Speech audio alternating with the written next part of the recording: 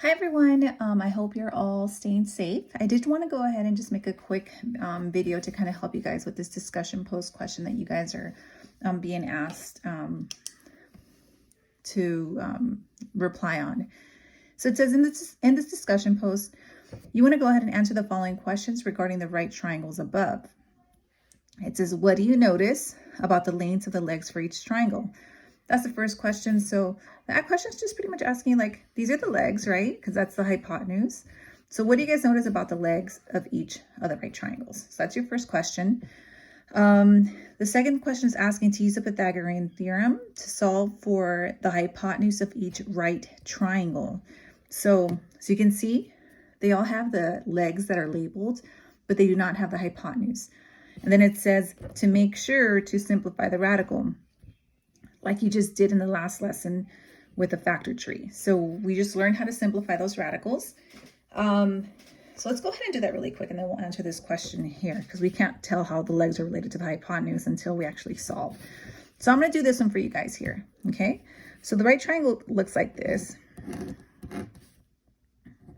That's 3, that's 3, and they said it's a 45, 45, 90 triangle. Okay, they're all 45, 45, 90, so they all have the same degree measure. Okay, this would be an isosceles right triangle because it's a right triangle, and these are both the same measure.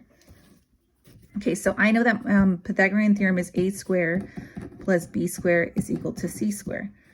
I know that your a could be either one of your legs, so I'm going to say they're both 3. So that's 3 squared, and your b is going to be 3 is equal to c squared. Okay, so 3 squared is 9 plus 9. That's going to equal c squared. So now that's going to be 18 is equal to c squared. So what do? You know that you're going to go ahead and take the square root. Remember, this could be plus or minus. Once you take the square root, it could be plus or minus. But I know that it's actually going to be positive because I know that this measure is not going to be like minus whatever I get, right? It's going to be positive. So now we're left the square root of 18. Now I told you to make sure to simplify the radical. All right, so I'm going to go ahead into the tree. 9 and 2, that's prime. 3 and 3, that's prime.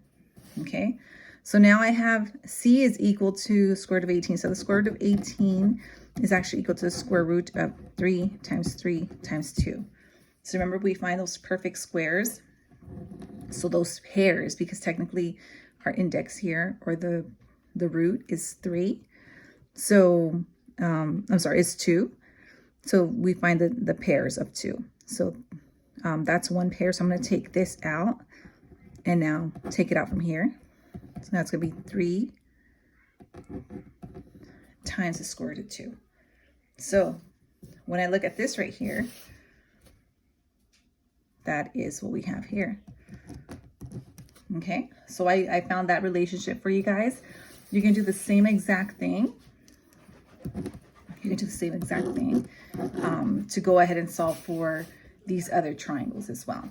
Okay, so again, there's a snapshot of my work. Remember to simplify the radical just like I taught you, okay? Bye guys, have a good one.